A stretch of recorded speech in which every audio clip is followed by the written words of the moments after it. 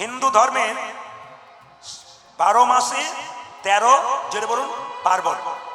এই 12 মাসে 13 পার্বণ আপনারা সবাই কি করবেন? মানবেন। পাশ্চাত্য শিক্ষায় শিক্ষিত হয়ে আমরা আমাদের ধর্মগুলোকে আস্তে আস্তে জলাঞ্জলি দিতে বসেছি। এগুলোকে ধরে রাখবেন আমাদের মায়েরা, বাচ্চা মেয়েরা পড়াশোনা করবে, ঠিক কথা, এগুলো ধরবে। রাম নবমী, তাকান, রাম নবমী একটু বলবেন আপনারা। সেই দিন রামনবমীর দিনে সকালবেলায় ঘুম থেকে উঠে আপনাকে গঙ্গায় স্নান করতে হবে। প্রশ্ন করবেন, গঙ্গা যদি কাছে না থাকে তাহলে গঙ্গা স্নান করব কি করে? একটু গঙ্গা জল মাথায় নেবেন। যদি না পারেন মায়েরা, তবে গঙ্গা গঙ্গা বলে জলটা মাথায় 3 বার নেবেন। দাদা ভাইয়েরা, 4ই বৈশাখ রামনবমী, রামের পূজা, তাকাবেন সকালবেলায় ঘুম থেকে উঠে স্নান করে একটা নতুন পোশাক পরবেন। যদি পোশাক না করতে পারেন তাহলে আপনি কি পরবেন? একটা পুরনো পোশাক, ধোয়া পোশাক পরবেন। রামচন্দ্রের চরণে 2টি জিনিস দিলে রামচন্দ্র খুশি হয়, একটি পদ্ম ফুল আর একটি তুলসী পাতা। রামচন্দ্রের চরণে কি দেবেন মায়েরা? পদ্ম ফুল, তুলসী পাতা। একটু পরমান্ন তৈরি করে প্রসাদ দেবেন সবাইকে। দুপুর 12টা পর্যন্ত আপনারা উপবাস থাকতে পারেন। যদি নির্জলা থাকেন তাহলে খুব ভালো হয়। কটা পর্যন্ত? দুপুর 12টা পর্যন্ত। এইবার বলি, রামচন্দ্রের মূর্তি বলুন বা রামচন্দ্রের ছবি বলুন, তাকে স্নান করাবেন 2 রকম জিনিস দিয়ে, একটা পঞ্চামৃত, একটা পঞ্চগব্য। পঞ্চামৃত কাকে বলে মা? দুধ, ঘি, দই, চিনি, জল আর মধু, এই দিয়ে স্নান করাতে হবে, এটা পঞ্চামৃত। আর পঞ্চগব্য কাকে বলে? গাভী থেকে যে 5টা জিনিস পাওয়া যায়, দুধ, ঘি, দই আর গোবর আর গোমূত্র, এই 5টা দিয়ে রামকে স্নান করাতে হয়। তবে একটা ভালো কাজ বলে রাখি, সেই দিন যদি আপনার বাড়ির উপরে একটা করে হনুমানজির পতাকা রাখতে পারেন তাহলে কিন্তু আপনার বাড়ি অক্ষয় থাকবে। কেন? কুরুক্ষেত্রের যুদ্ধে কৃষ্ণ পঞ্চপাণ্ডবকে নিয়ে যুদ্ধ করেছিল, তাকিয়ে দেখবেন ওই রথের মধ্যে একটা হনুমানজির পতাকা ছিল। তাই বাড়ি বাড়ি যদি কেউ সংসার কুরুক্ষেত্রের যুদ্ধে বাড়িটাকে রথ মনে করেন, তার উপর একটা হনুমানজির পতাকা দিতে পারেন, তাহলে কিন্তু আপনার বাড়ি দেখবেন চিরকাল সুন্দর থেকে সুন্দর থাকবে। তাই বলে দিই আপনাদেরকে, দেখবেন দুর্গা পূজা শরৎকালে হয়, তার চাইতে বড় পূজা কোনটা? না, বাসন্তী পূজা। বাসন্তী পূজাটা আসল দুর্গা পূজা। ওই দিন 9 দিন পর্যন্ত নবরাত্রি হয়, নবরাত্রি শেষ নবমী, আর সেই দিন কিন্তু রাম নবমী। সীতারও কিন্তু নবমীতে জন্মেছে, ওই নবমী নয়, সীতা নবমীও পালন করা হয়। তাই আপনারা সবাই বলুন, বলিয়ে শ্রী রামচন্দ্র ভগবান কি, বলিয়ে শ্রী রামচন্দ্র ভগবান কি, পবন পুত্র হনুমান কি, রামচন্দ্র ভগবান কি। ত্রেতা যুগে রামচন্দ্র 14 বছরের জন্য বনবাসে গিয়েছিল। রাবণ সীতাকে হরণ করে নিয়ে চলে গেল। সেই সময় একটা পাখি বাধা দিয়েছিল, পাখিটার নাম কি? জোরে বলুন। জটায়ু। জটায়ু যখন বাধা দিল, রাবণ তখন জটায়ুর ডানা কেটে দিল। জটায়ু ছটফট ছটফট করছে। রামচন্দ্র বলছে, হ্যাঁ গো জটায়ু, তোমার এই অবস্থা কে করলো? রাবণ। ওগো প্রভু রাম, আমি মাকে বাঁচানোর চেষ্টা করলাম, বাঁচাতে পারলাম না, রাবণ ডানা কেটে দিয়েছে, আমি আর বাঁচবো না। রামচন্দ্র বলছে, হ্যাঁ গো জটায়ু, তুমি তো আর বাঁচবে না, তা মৃত্যুর আগে তুমি কি চাও? জটায়ু বলছে, হে প্রভু, আমি জন্মে জন্মে যেন তোমার চরণ পাই। ভগবান রামই বলল, জটায়ু, এ যুগে তো নয়, আগামী তারপরে তুমি হবে ময়ূর পাখি, তোমার পালক আমি মাথায় রাখবো। জগৎকে শিক্ষা দেব, যে ভগবানের হয়ে কাজ করে ভগবান তাকে মাথায় রাখে। তাকাবেন তাকাবেন, তাকে মাথায় রাখে। ও মা, এই দিকে তাকান, ময়ূরের পালকটা বাম দিকে আছে না ডান দিকে আছে? জোরে বলুন, কোন দিকে আছে বলুন? বাম দিকে আছে। এখন এর মধ্যে প্রশ্ন আছে, ময়ূরের পালকটা গোবিন্দের বাম দিকে রইল কেন? ডান দিকে রইল না, সোজা রইল না, কেন রইল না? তাকাবেন মায়েরা, একটা বাড়িতে অনেকগুলো মানুষ থাকলে ঝগড়া হয়। কি নিয়ে ঝগড়া হয়? কাজ কাজ নিয়ে। আমি কর্ম করবার, তুই বসে বসে টিভি দেখবি, ঝগড়া হয়। কিন্তু ভগবানের শরীরে যারা রয়েছে মা, তাদের মধ্যে ঝগড়া হচ্ছে। কার কার মধ্যে? ময়ূরের পালক আর নূপুরের মধ্যে। ময়ূরের পালক বলছে, নূপুর তুই ছোট লোক, তুই গোবিন্দের চরণে থাকিস, আমি বড় লোক, আমি গোবিন্দের মাথায় থাকি। আচ্ছা বলুন তো, আপনাদের গ্রামে দুজনের মধ্যে ঝগড়া হলে মাঝ থেকে তো একজনকে ঝগড়া মেটাতে হবে। তা গোবিন্দের চরণে নুপুর, মাঝখানে কি ময়ূরপুচ্ছ, ওপরে কি ময়ূরপুচ্ছ, মাঝে আছে বাঁশি। বাঁশি কেঁদে কেঁদে বলল, ওরে ময়ূর পুচ্ছ, এ জগতে যত সাধুগুরু মুনি ঋষি বৈষ্ণব আছে, তারা কোনোদিন গোবিন্দের মাথায় থাকতে চায় না। যত মুনি ঋষি সাধু আছে, তারা গোবিন্দের চরণ চাই। ওরে নুপুরি রে, তুই যদি চরণ পেয়েছিস তবে সর্বশ্রেষ্ঠ স্থানে পেয়েছিস। নুপুরের আনন্দ ধরছে না, নুপুরে জিতং জিতং জিতং বাজ, নুপুরে জিতং জিতং জিতং বাজ, জিতং জিতং জিতং ও বাজ, নুপুরে জিতং জিতং জিতং বাজে। গোবিন্দের রাঙা চরণ পেয়ে জিতং জিতং জিতং, আজি গোবিন্দের রাঙা চরণ পেয়ে জিতং জিতং জিতং বাজ, গোবিন্দের রাঙা চরণ পেয়ে জিতং জিতং জিতং ওটা যে গোবিন্দের রাঙা চরণ পেয়ে জিতং জিতং জিতং বাজে। গোবিন্দের রাঙা চরণ পেয়ে জিতং জিতং জিতং বাজ, আজি গোবিন্দের রাঙা চরণ পেয়ে আর আনন্দ ধরে না আজ রে, গোবিন্দের রাঙা চরণ পেয়ে, আর আনন্দ ধরে না রে, গোবিন্দের রাঙা চরণ পেয়ে আর আনন্দ ধরে না রে, জিতং জিতং জিতং বাজে। তাকান তাকান, ময়ূর পুচ্ছের অহংকার ভেঙে গেল। নুপুরটাকে, ও বাবা বলেছেন নুপুরটাকে একটু জানিয়ে দিন, আমি জানিয়ে দেবো, এখনই জানিয়ে দেবো আপনাদের আস্তে আস্তে। এই যে আপনাদের প্রশ্নের উত্তর জানিয়ে দেবো। বাবা বলেছেন নুপুরটাকে আমি এখনই বুঝিয়ে দেবো। যেমন ময়ূরপুচ্ছ বললাম, আগে বলিনি মায়েরা, ময়ূরপুচ্ছ বাম দিকে হেলে আছে, সোজা নেই, ডান দিকে নেই, বাম দিকে কেন? ময়ূরপুচ্ছ কেঁদে কেঁদে বলছে, নুপুরে রে, প্রতিদিন গোবিন্দ গোচারণে যাই, তুই তো গোবিন্দের চরণের ধুলা মাখতে পাস, আমি তো গোবিন্দের চরণের ধুলা মাখতে পাই না। তুই বড় সুখী, তুই বড় ভাগ্যবান, তুই গোবিন্দের চরণ ধুলি মাখতে পাস। তবে ওরে নুপুর, এবার গোবিন্দ যখন গোচারণ থেকে আসবি, আমি বাম দিকে হেলে থাকবো, তুই কি করবি জানিস? তুই দিবি দিবি ধুলা উড়াইয়ে দিবি। হরি ওরে বল। নব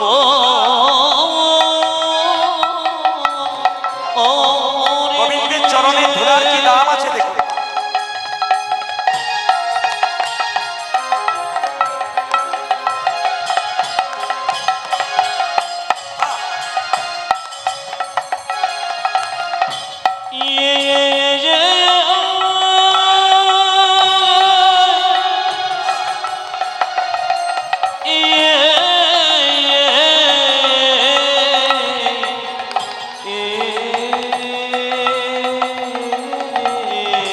হরি বল, হরি বল।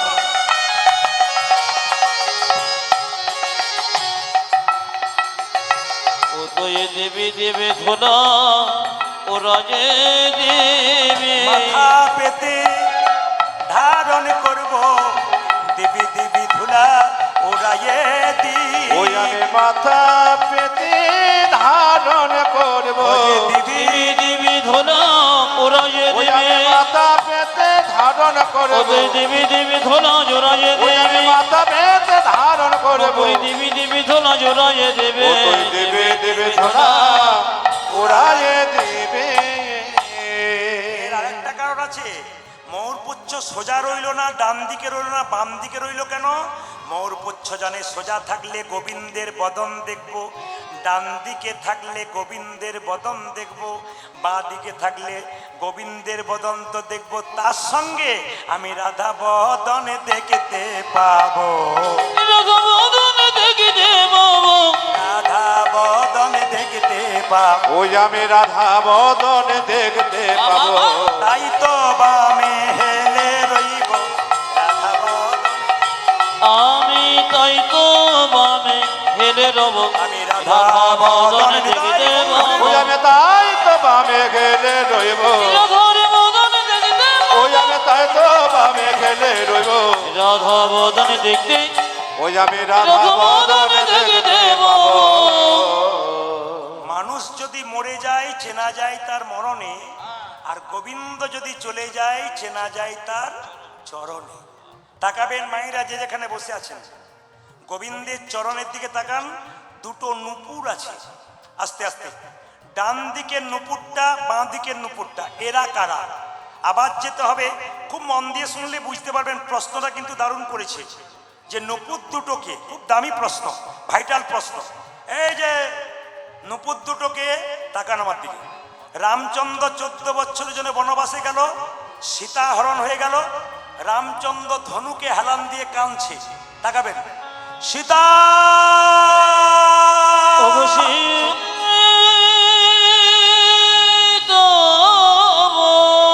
সীতা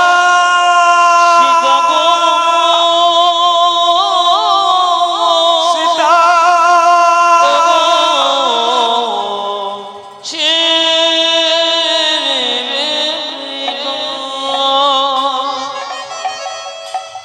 রামচন্দ্রের চোখে জল, মাটিতে রক্ত।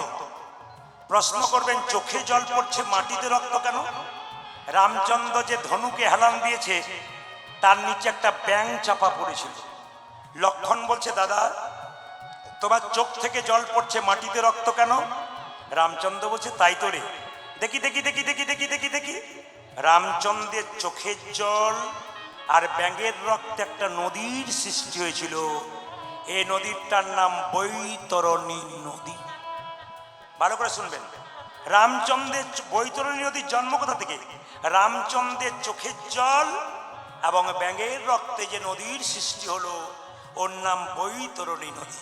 তাকাবেন মায়েরা, রামচন্দ্র যখন দেখলো ব্যাঙটা চাপা পড়েছে, তার রক্ত গড়গড় করে পড়ছে, চোখের জলটাও তার সঙ্গে মিশছে, নদী হয়ে গেল। ব্যাঙটাকে হাতে নিয়ে বলল, ব্যাঙ তোকে যখন চাপা দিলাম তখন তুই চিৎকার করলি না কেন? ব্যাঙ বলছে, প্রভু বিপদে পড়লে সবাই ভগবানকে ডাকে, স্বয়ং ভগবান যদি মারে তবে আর কাকে ডাকে? বিপদে পড়লে সবাই ভগবানকে ডাকে, আর ভগবান যদি মারে তবে আর কাকে ডাকবো? হ্যাঁ রে ব্যাঙ, তুই পূর্ব জন্মে কে ছিলি? প্রভু আমি পূর্ব জন্মে ছিলাম কর্ণম মুনি। কেন তুই ব্যাঙ হলি? গুরু অভিশাপ। তোর গুরুদেবের নাম কি? বিশ্বাবসু মুনি। কেন তুই অভিশাপ পেলি? একদিন গুরুদেবের চরণ সেবা করতে করতে তার শরীরে নখের আঁচড় দিয়ে ফেলেছিলাম। গুরুদেব অভিশাপ দিয়েছিল, ওরে কর্ণম মুনি, তুই আমার চরণ সেবা করতে করতে নখের আঁচড় দিলি, অভিশাপ দিলাম তোরে ব্যাঙ কুলে জন্ম হোক। সেই দিনে কেঁদে কেঁদে বলেছিলাম, হে গুরুদেব, হে গুরুদেব, অভিশাপ যদি দিলে আমায় ব্যাঙ কুলে জন্ম ব্যাঙ হোক, কুলে জন্ম হোক, তবে আশীর্বাদ দাও, আশীর্বাদ যেন মৃত্যুটা ভগবানের চরণে হয়। চরণে। রামচন্দ্র বলল, ওরে ওরে ওরে কর্ণম মুনি, আমি জানি গুরু অভিশাপ যেমন লেগেছে, তুই ব্যাঙ হয়েছিস, আশীর্বাদ লাগবে, আমার চরণে তোর মৃত্যু হবে। বল ব্যাঙ তুই কি চাস? প্রভু আমার জন্য আমি কিছু চাই না, আমার গুরুদেব বিশ্বাবসু মুনি যেন তোমার চরণে জায়গা পায়। বাহ, তোর গুরু তোকে অভিশাপ দিল, তবু তুই গুরুকে আমার চরণে রাখতে চাইলি। ওরে তোকে আশীর্বাদ করলাম, আগামী দাপর আমি কৃষ্ণ হব, তুই কর্ণম মুনি হবি আমার ডান চরণের নুপুর, আর তোর গুরুদেব হবে আমার বাঁ চরণের নুপুর। ইউটিউবে আপনারা পেয়ে যাবেন যে ভগবানের চরণের নুপুর দুটিকে। যদি ভগবানের চরণ দেখেন মায়েরা, তাহলে দেখতে পাবেন ডান চরণের নুপুর ছোট আর বাম চরণের নুপুর বড়। কেন? ডান দিকে শিষ্য আছে ছোট, বাঁ দিকে গুরু আছে বড়। মায়েরা বলুন, চরণ ভালোবাসেন গোবিন্দের না বদন ভালোবাসেন? জোরে বলবেন আপনারা, চরণ না বদন? জোরে বলুন। যে ঘুমাচ্ছে সে বলুন কোনটা, চরণ না বদন? জোরে বলুন কোনটা? চরণ। কেন? বদনটা কালো বলে পছন্দ হয় না। আরে বাবা, চরণ না ধরলে তো বদনে পৌঁছানো যাবে না। এই যে সবাই লোক বলো, রাধা রানী কি, শ্যাম সুন্দর কি, মদন মোহন কি। রাধারানী কেঁদে কেঁদে বলছে, ললিতারে বিধি আমাকে কোটি নেত্র নাহি দিল, সবে দিল দুই, তাহাতে পলকে দিল কি হেরিব মুই। কোটি কোটি চোখ পেল গোবিন্দের রূপ থেকে শেষ হয় না, তো কোটিটা চোখ দিল না, কিন্তু আমাকে বিধি দুটো চোখ দিল, তাতে আবার পলক দিয়েছে। মায়েরা, মিন মিন মিন জানেন মিন কাকে বলে? মিন হচ্ছে মাছ। মাছ, মাছের চোখ তাকিয়েছেন, চোখের দিকে কোনো পলক নাই। রাধারানী কেঁদে কেঁদে বলছে, বিধি রে কোটি নেত্র নাহি দিলি, সবে দিলি দুই, তাহাতে পলকে দিলি কি হেরিব মুই। কেঁদে কেঁদে বলছে, বিধি কেন মিনের নয়ন দিলে না, বিধি আমায় কেন মিনের নয়ন দিলে লাগে, মিনের নয়ন দিলে না। কেন মিনের নয়ন দিলে না রে, আমি অপলকে কৃষ্ণ দেখিতাম, মিনের নয়ন দিলি না। আমি অপলকে কৃষ্ণ দেখতাম, কেন মিনের নয়ন দিলে লাগে, অপলকে কৃষ্ণ বিধি কেন মিনের নয়ন দিলে লাগে, অপলকে কৃষ্ণ বিধি আমায় কেন মিলে নয়ন দিলে লাগে, বিধি কেন মিলে নয়ন দিলে লাগে যে। রাই, তুই এত সুন্দর রূপ দেখেছিস, এবার রূপের কথা বর্ণনা কর। বাবা কিছু মনে করবেন না, বাঁ দিকে বাবারা আছেন তত্ত্ব কথা শোনার জন্যে, রূপের কথা শোনার জন্যে। ডান দিকে মায়েরা আছেন কি শোনার জন্যে? আপনাদের দুজনকে বলা, দুপক্ষকে বলা।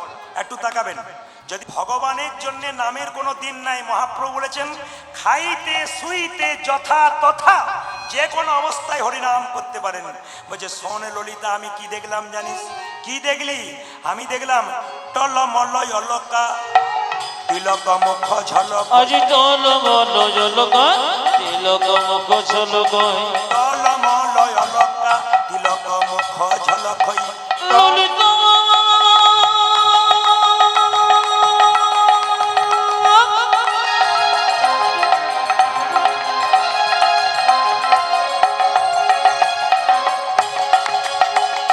সনে সনে ধম ধম মা গা মা গা রে গা রে সা, টল মল জলক তিলক মুখ ঝলক, যে টলমলয় অলকা তিলক মুখ ঝলক। উজা জটাল মল জলক তিলক মুখ ঝলক, হাউখি ধনুয়া ধানাং, ওরে ভাগতি ধনবন্ধন, হাউখি ধনুয়া ধানাং। জানি আনতি ধনুমাখানা, ললিতারে আমি কপালের দিকে তাকালাম, তিলক ঝলমল ঝলমল ঝলমল, তিলক ঝলমল ঝলমল ঝলমল করে, ঝলমল ঝলমল ঝলমল করে। তিলক ঝলমল ঝলমল ঝলমল করে, যুবতীর কোল টলমল করে, ঝলমল ঝলমল ঝলমল। ওই দেখি যুবতী কোলে টলমল করে, ঝলমল ঝলমল ঝলমল করে, যুবতীর কোল টলমল করে, ঝলমল ঝলমল ঝলমল। উজা যে যুবতীর কোলে টলমল করে, ঝলমল ঝলমল ঝলমল করে। কিছু মনে করবেন না বাবা, আপনাদের কীর্তনে আসরে দেখে আমি গতকালকে ছিলাম জঙ্গিপুর, তার আগে ছিলাম ফারাক্কা থেকে 20 কিলোমিটার দূরে ঝাড়খণ্ডে দুদিন, তার আগে ছিলাম বিহার বর্ডার মালদা থেকে 70 কিলোমিটার আগে দুদিন। ওখানে দেখতে পাচ্ছিলাম আপনাদের মুর্শিদাবাদ এলাকা খুব ভালো জায়গা। সব জায়গাতে আমরা নাম করি যে গান বাজনার জায়গা হচ্ছে মুর্শিদাবাদ, মালদা, নদিয়া। আমাদের বীরভূম খুব ভালো গান বাজনার জায়গা, কিন্তু বীরভূমে গান করতে গেলে কোমর বেঁধে যেতে হয়। বীরভূমের মানুষ কিন্তু খুব শক্ত আছে ওইসব ব্যাপারে। তা আপনাদের কাছে নিবেদন রইল, যে যেখানে বসে আছেন ওখানে দেখতে পেলাম তিলক, দেখতে পেলাম আপনাদের 2-4টা দেখতে পেলাম। কেন করছে না বলুন তো? তিলক দেখলেই তো আমাদের পাশে বাড়ির লোকেরা বলে, বাবারে যদি কোনো মেয়ে তিলক করে মালা নেয় তাকে বলে, বাবারে হারানের বইয়ের কি ঢং দিদি, ভগবান বোধহয় আগেই পেয়ে যায়। এই জন্যে তো পাচ্ছে না। কিন্তু আমি বলবো যারা তিলক করেন, যদি কেউ ঠাট্টা করে শুনে নিন, হাতি চলে বাজার কুত্তা ভুকে হাজার, হাতি রাস্তা দিয়ে চলে যায়, কুকুর ঘেউ ঘেউ করে, হাতি কি তার দিকে তাকায়? ও মায়েরা, নিম পাতাকে যতই মিষ্টি রসে ভেজান, তেতো কিন্তু দূরে যায় না। দেখবেন নিন্দুক লোক যারা, তাদেরকে যত ভালো কথাই বলুন, ও কিন্তু নিন্দা করতে ছাড়বে না। কেন? ওর রক্ত তো নিন্দাতেই ভরা আছে। ভালো মানুষরা কোনো জিনিসের নিন্দা করে না। কেন? সব সময় মাথা নিচু করে থাকে, ভদ্র। আপনি দেখলেই বুঝলেন, ওর কথা শুনেই বুঝবেন ইনি একটু মানে নিন্দুক লোক।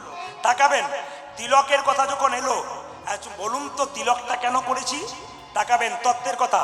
তিলক গোবিন্দ পড়েছে, তিলকের ডান দিকের দাগটা হচ্ছে ব্রহ্মা, তিলকের ডান দিকের দাগটা ব্রহ্মা, বাঁ দিকের দাগটা মহেশ্বর, মাঝখানের দাগটা কি ফাঁকাটা বিষ্ণু। এটাকে যদি গোবিন্দের চরণ ধরা হয়, তাহলে এই যে নাকে একটা ফোঁটা নিয়েছি, ওটার নাম তুলসী পাতা। এই নাকে ফোঁটা কতটা নেবেন?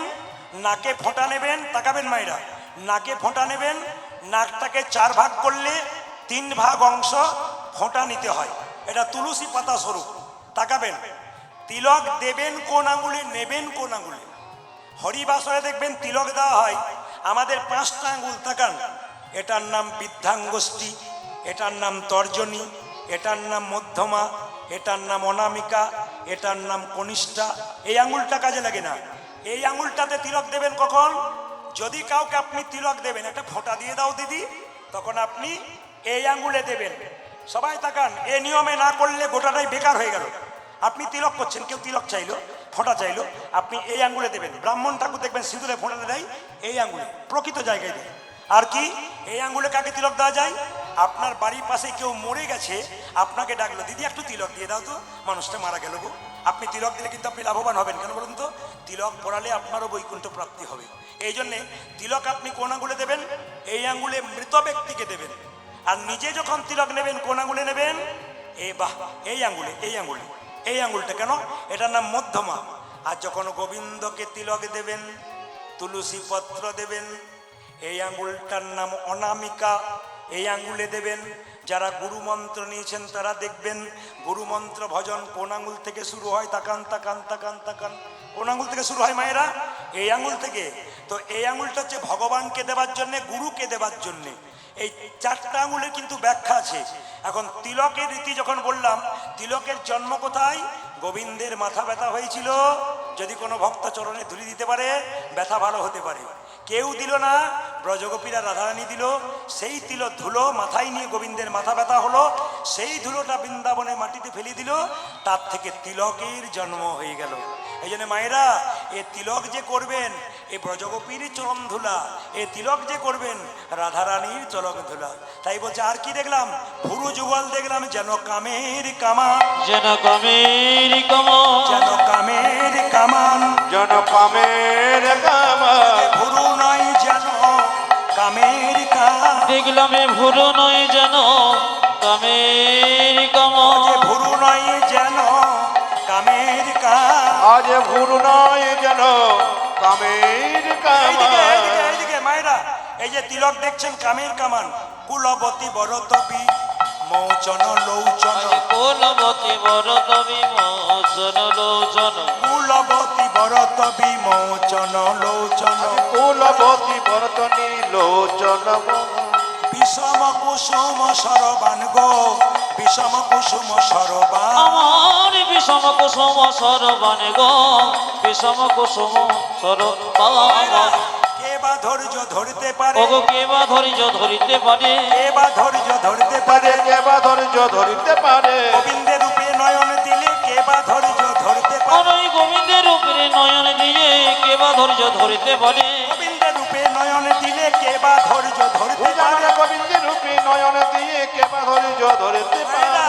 এই জগতে ব্যাধ যখন পশু শিকার করে, হরিণকে শিকার করে, প্রথমে হরিণকে তীর মারে, হরিণ ছটপট ছটপট করে, তারপর ব্যাধ কাছে গিয়ে হরিণকে মেরে দেয়।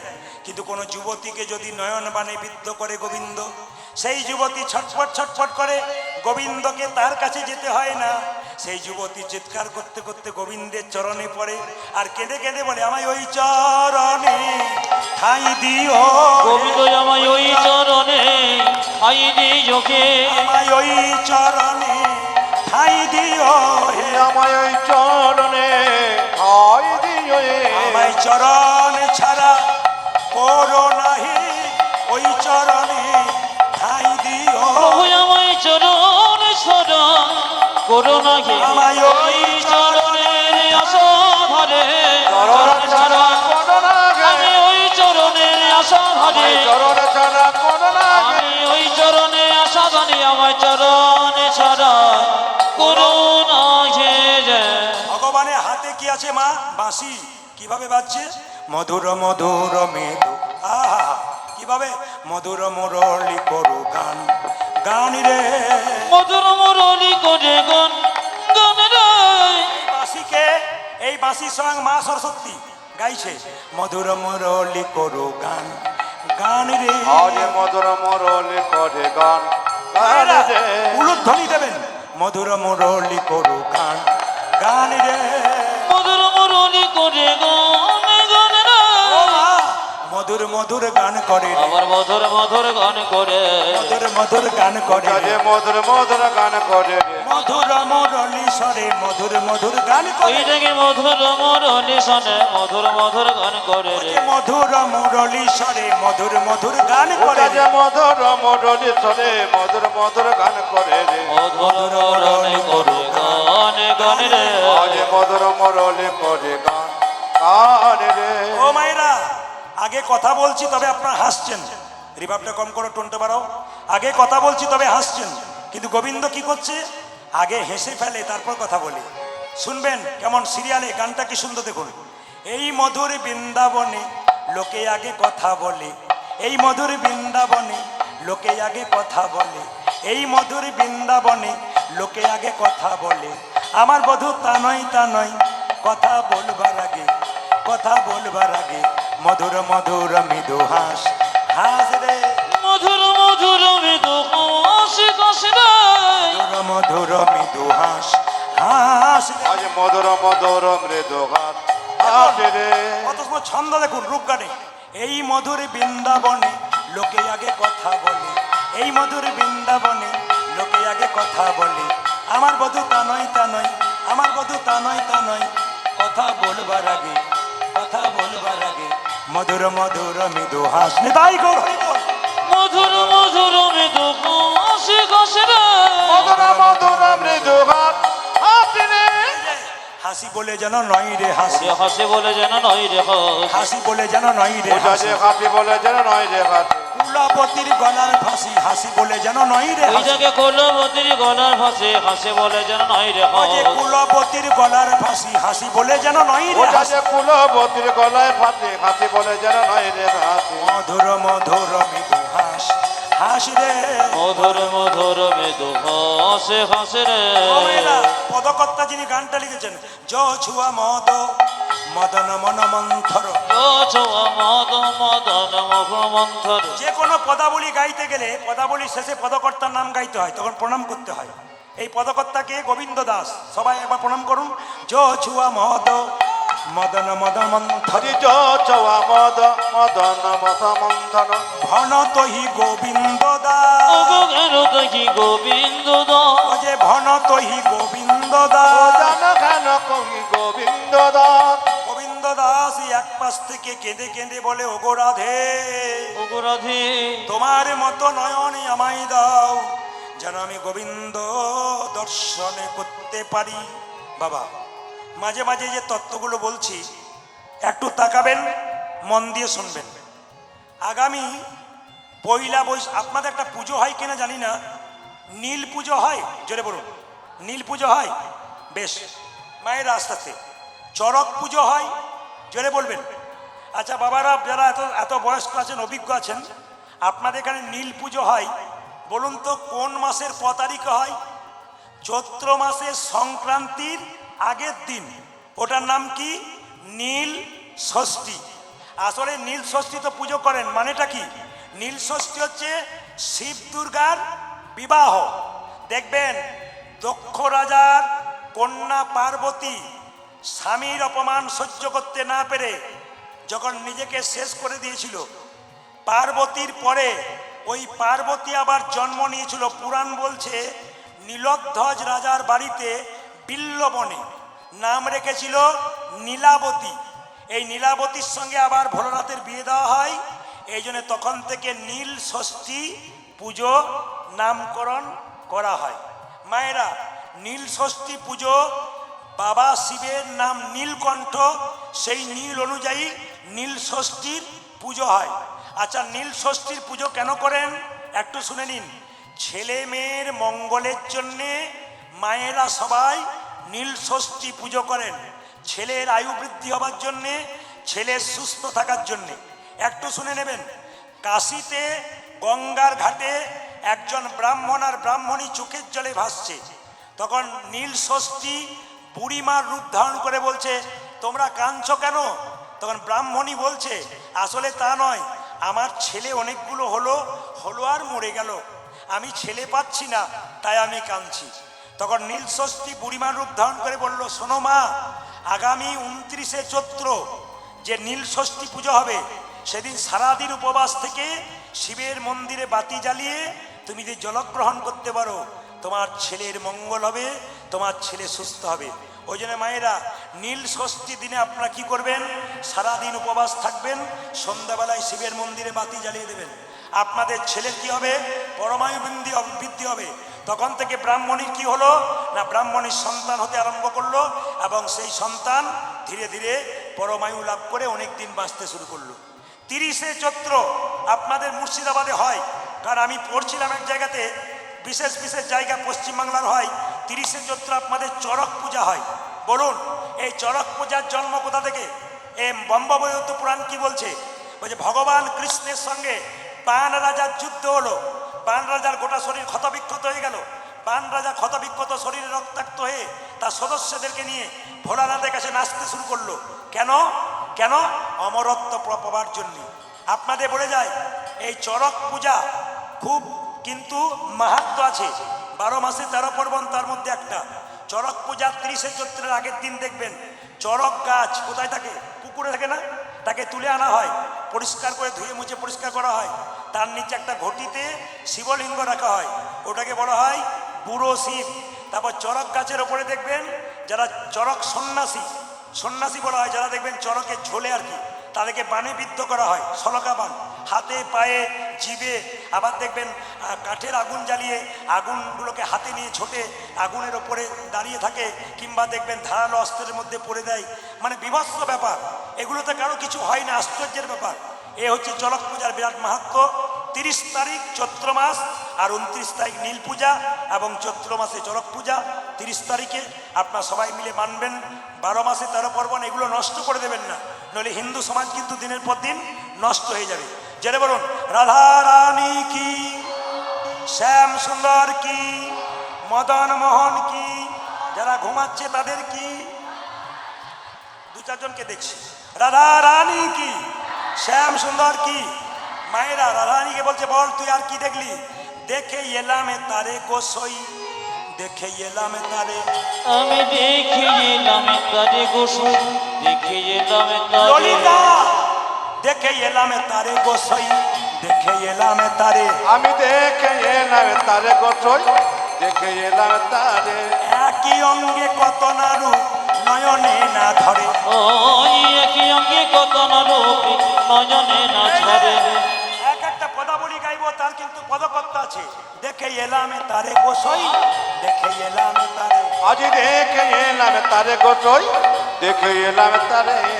একই অঙ্গে কত না রূপ, নয়নে না ধরে। আবাজি একই অঙ্গে কত না রূপ, নয়নে না ঝরে। ও যে একই অঙ্গে কত না রূপ, নয়নে না ধরে। একই অঙ্গে কত না রূপে, নয়নে না ঝরে। কি দেখলি? বেঁধেছে বিনোদ চূড়া, নবগুঞ্জ দিয়া। ও গো বেঁধেছ বিনোদ চূড়া, নবগুঞ্জ দিয়া। ও যে বেঁধেছে বিনোদ চূড়া, নবগুঞ্জ পূজা দিয়া। যে বেঁধেছে বিনোদ চূড়া, নবগুঞ্জ দিয়া।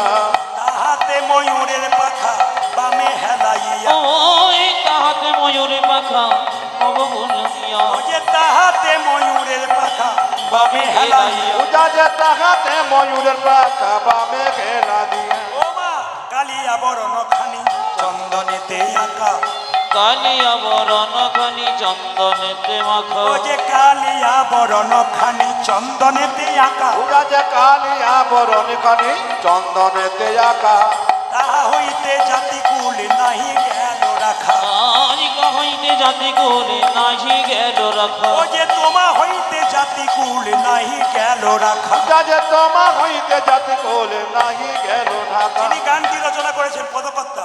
গৃহকর্ম করিতে এলাই সব দেহ। এহ কর্ম করিতে এলাই সব মায়েরা, জয়। এই যে পদটা গাইছি বাবা জ্ঞানদাস পদকর্তার, গৃহকর্ম করিতে এলাই সব দেহ। ইহ কর্ম করিতে এলাই সব। জ্ঞানদাস কহে উহার বিষম শ্যামের লেহ। জ্ঞানদাস কহে উহার আরে বেশম সকল। এই যে আমার জাতিকুল মনার রইল না রে, জাতি কল মনে রইল না রে। জাতিকুল মনে রইল ওই না আমার রে। জাতি কোলে মন রইল না রে। গেল ওই গোবিন্দের সঙ্গে জাতিকুল মনে রইল না রে। গেল ওই গোবিন্দ সনে যাতে কোন আমার রইল না রাধা রানী বলছে আমার জাত কুলমান রইল না, আমি এমন ঘরে বাস করি কৃষ্ণ বলে কাঁদেবার সুযোগ পাই না। আমি কৃষ্ণ বলে কাঁদেব সুযোগ ও মাইরা, রাধা রানী দুঃখের কথা শুনুন। শাশুড়ি জটিলে, ননদিনী কুটিলে, কেঁদে কেঁদে বলছে ললিতা রে, ললিতা রে, আমি এমন ঘরে বাস করি, একবার কৃষ্ণ বলে কাঁদবার সুযোগ পাই না, আমি কালো মেঘের পানে চাইতে পাই না। চাইতে পাই না কেন জানিস? আমার গোবিন্দের গায়ের রং কালো বলে। কত কষ্ট দেখুন রাধারানীর, আপনারা যা পারলেন, রাধারানী কত কষ্ট। আমি নয়নে কাজলে পড়তে পাই না ললিতা রে, ললিতা রে, আমার ননদিনী বারে বারে বলে কালামুখী কৃষ্ণকে ভুলতে পারে নাই, তাই সদাই নয়নে নয়নে রেখেছে। তাই সদাই নয়নে নয়নে রেখে নিয়েছে। ও মাইরা, আমার নীল শাড়িটা পরতে মানা, আমার যমুনাতে জলে আনতে মানা। আমার যমুনাতে জল আনিতে মানা। ও মা, রাধারানী রাজার ঘরের মেয়ে, সে তো ভালো রাস্তায় চলেছে, কাঁটা রাস্তায় চলে নাই। কত পাথর তার খোঁচা লাগে। পদকর্তা বলছে যারা বিএ পাস করেছে, যারা বিএ পড়াশোনা করেছে তাদেরকে বলে রাখি, কণ্টককারী কমল সম পদতল মঞ্জির চির ঝাপি গা গড়ি বাড়ি ঢালি করি পিচ্ছলি চলতই অঙ্গুলি চাপি। কি সুন্দর বলেছে দেখুন, গজবুলি ভাষা। কণ্টককারী কমল সম পদতল মঞ্জির চির ঝাপি গা গড়ি বাড়ি ঢালি করি পিচ্ছলি চলতই অঙ্গুলি চাপি। রাধারানী উঠোনে জল ঢেলে দিত, কাঁটা গেড়ে গেড়ে হা কৃষ্ণ প্রাণ গোবিন্দ বলে কেঁদে কেঁদে যেত। ও মায়েরা, একদিন রাধারানী বাড়িতে রান্না করছে, আর জটিল কুটিলে গিয়ে রান্নাশাল থেকে দেখছে রাধারানীর চোখ থেকে জল পড়ছে, গড় গড় গড় গড় করে রাধারানী কাঁদছে। জটিলা বলছে কুটিলে, হ্যাঁ, এই জানলা দিয়ে কি দেখছিস? কি দেখছি? হ্যাঁ, তোর বইয়ের কাণ্ড কেন? কারখানা। আমার বউ তো রান্না করছে। হ্যাঁ, রান্না করছে না চাই করছে। তবে আমার বউ কি করছে? ওই রান্নাশালে বসে বসে কান্না করছে। জটিলা কিন্তু ভালো ছিল, সে বলল বৌমা তুমি কাঁদছো? সঙ্গে সঙ্গে রাধারানী যেগুলো যে এখনই ধরা পড়ে যাব আমি কাঁদছি। ওগো মা গো, আমি কাঁদি নাই, কাঠগুলো সব ভিজেছিল, উনানে দেওয়ার সঙ্গে সঙ্গে ধোঁয়া হয়েছে, তা থেকে চোখে জল পড়েছে। বলছে ললিতা, এই জটিলা কুটিলাকে বলছে, এই কুটিলে, বউকে শুকনো কাঠে নিতে পারিস না? শুকনো কাঠ আনবি, বউয়ের কষ্ট হবে না। রাধারানী জানে মায়ে বেটিতে ঝগড়া হবে, মায়ে ঝিয়ে, তাই বলো মা গো, ননদিনীর কোনো দোষ নাই, ননদিনী আমায় শুকনো কাষ্ঠ এনে দেয়, কিন্তু অভাগিনীর কর্মদোষে এই কৃষ্ণ প্রেম রসের ধারা বইয়ে আমার নয়ন যুগল দিয়ে ধারা বই। ওগো মা, শুকনো কাঠ হলে আপনি জ্বলে, কিন্তু কৃষ্ণ সুখে যদি কেউ সুখ না পায়, তবে সুখে না হলে আপনি জলে। হরি বল। সুখে না হলে আপনি জলে, সুখে না হলে আপনি জলে, কৃষ্ণ সুখে সুখী না হলে, সুখে না হলে আপনি জলে। ওগো কৃষ্ণ সুখে যে সুখে না হলে, সুখে না হলে আপনি ওরা জলে। কৃষ্ণ সুখে সুখে না হলে, ওগো সুখে না হলে আপনি জলে, কৃষ্ণ সুখে সুখে না হলে, ওগো সুখে না হলে আপনি জলে, সুখে না হলে আপনি জলে। যারা পড়াশোনা করেন তাদের জন্য বলি, উজ্জ্বল নীল গ্রন্থ, উজ্জ্বল নীল গ্রন্থ বলে একজন গ্রন্থ, একটা গ্রন্থ আছে, উজ্জ্বল নীলমণি গ্রন্থ। তাতে লেখা আছে কি, তাকাবেন, বলছে জটিলা কুটিলা কৃষ্ণ বিবাদিনী ছিল না, কৃষ্ণ রস পুষ্টিকারিণী। কেন? জটিলা কুটিলা রাধারানীকে কি ভাবতো? ফুল। আর কৃষ্ণকে ভ্রমর ভাবতো। কেন রাধারানীকে বাইরে যেতে দিত না? ওরা জানে রাধারানী ফুলকে যদি বাইরে বেরোতে দিই, কৃষ্ণ ভ্রমর বাইরে বাইরে মধুপান করবে, আমরা যুগল দর্শন করতে পারবো না।